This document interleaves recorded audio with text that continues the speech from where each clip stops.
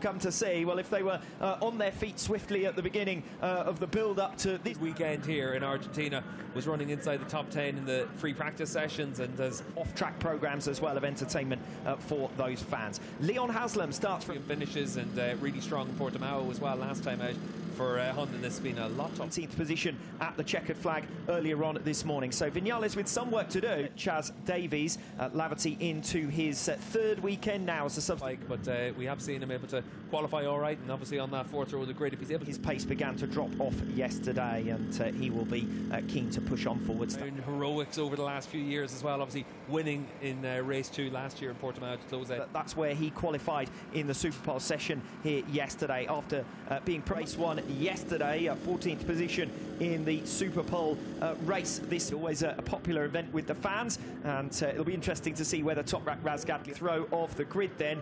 This is Tito Rabat, who starts from P17. Off his season with something to smile about, but it's been a really tough campaign for the former motor. And 21st in the 2 races so far this weekend. 20 riders in. Steve English alongside me on the evidence of race this morning. Obviously a crash at the start of race 1. Slightly different configuration compared to the other riders around him, but everyone out there in the super soft rear tyre. Villicum to recover the lead. There was still nothing in it though at the checkered flag last time around between these. There's a bike out there, but the Yamaha's really strong in a straight line as well. It's tough to overtake. If things don't go Redding's way here, he will be ruled out of mathematical contention. 21 Motul Argentinian round gets underway. Good start again from Jonathan Ray, just as well. Redding in 3rd position, Bassani. Then it's the first of the BMWs. Locatelli. Razgatli goes wide. Razgatli is wide. Jonathan. Now it's single file at the end of the 3rd sector and the start of the 4th. Yeah, Ray's got it all to. Which is the Ducati power in towards turn 1. Scott Redding now is the latest rider to occupy. Back through turns 3 and 4. It has set him up to almost slingshot down in towards turn. Forced to be on the brakes, and again Razgatlioglu's gone deep through turn 8, and again to make the move and make it stick through turn 10. But you can see that for top right, leading to Axel Bassani still there or thereabouts. The top 4 then coming by. The latch on the back, Jonathan Ray. We saw here in 2019 from Alvaro. Again, the 2 race leaders into the 10th turn on lap number 3. Toprak has got it stopped.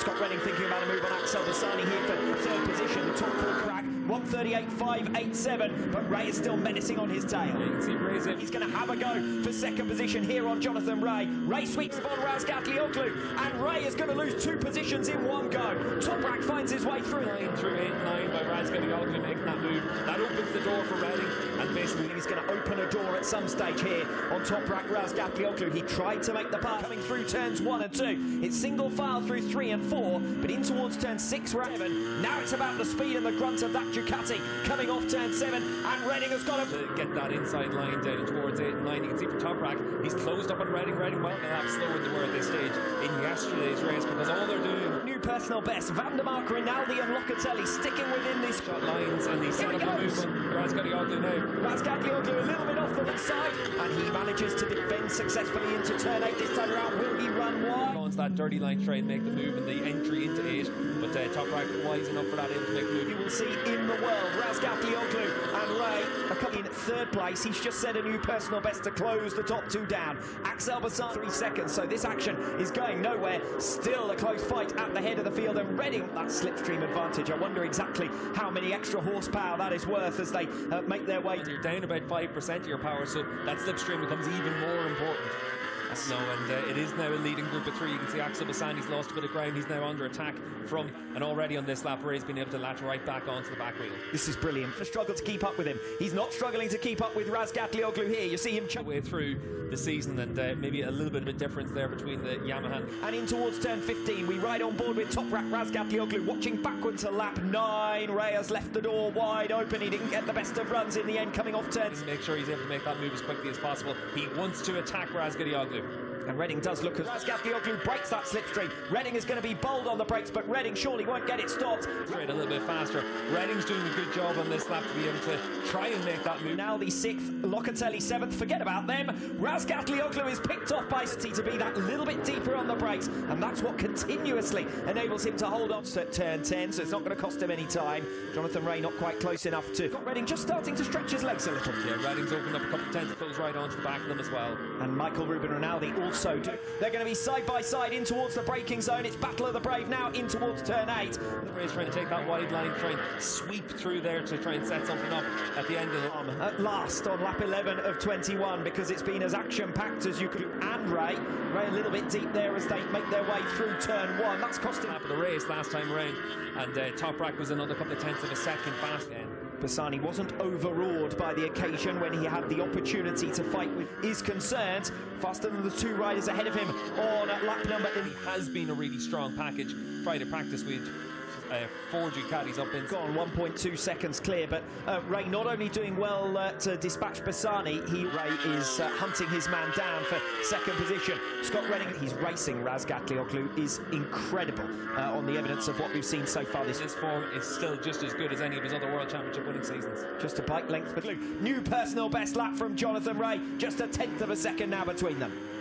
Racing line, Ray cuts back to the inside, they may even touch. Toprak gives Ray, if he gets it done, he will get it done, and he'll get it done in a way that I don't think Jonathan as comfortable as he has through the rest of the weekend. Yes, hence I was saying, just as Ray began to make that pass to hurry and put the pressure on Toprak, we also have to 4, still riding a brilliant race to number 47. Then it's Rinaldi in P5, 3 Ducati. He's able to battle at the front of the field, but it's been that inconsistency that's left him adrift. Either of these two, because you know just how critical it could be in the context of the championship, a big moment. It's pretty clear he's a little bit more wounded compared to what we've seen at different times this weekend. He's run a little bit deeper, it gives him the inside line for turn 2. He makes sure that he covers within millimetres of one another, and if they're not very careful indeed, they could both throw away. Bassani doing a fantastic job in that 47 Ducati to be able to running in 4th position. It's Razgatlioglu, it's the championship fight, it's the fight for second in KRT might just become the biggest Axel Bassani and Michael Ruben Rinaldi riders in the leading positions. Yes, 8 tenths of a second Rinaldi made up on Razgatlioglu. Now on the Toprak, he the personal best first sector of the race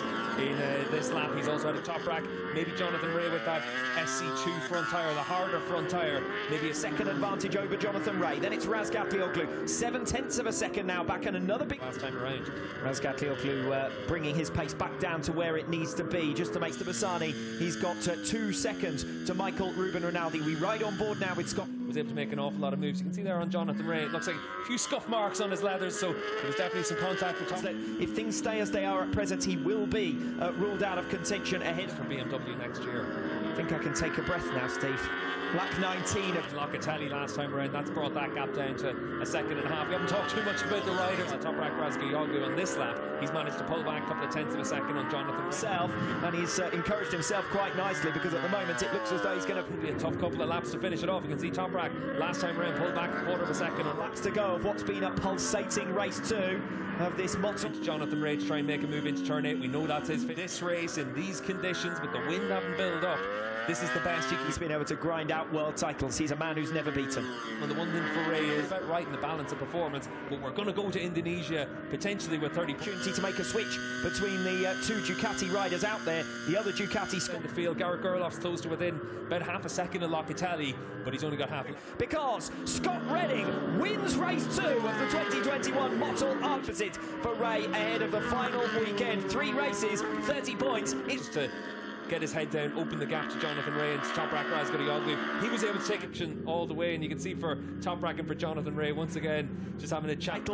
It's an unprecedented reign in the sport that he doesn't want to be relieved of. His hopes of a 7th alive here this afternoon. Yeah, for Ray, he at least goes to that final at the final round. We've got 50 points up for grabs in the feature length races and to take home with them. But I'll tell you one thing for Scott Redding, actually, just walking around there in just his socks. With BMW, it's been tough for them to take their wins. They did it in wet conditions. This race, but for Van der Mark, he finishes the race 8 seconds behind in the sun here today. But I tell you what about that for a cheer from Scott Redding? You can tell.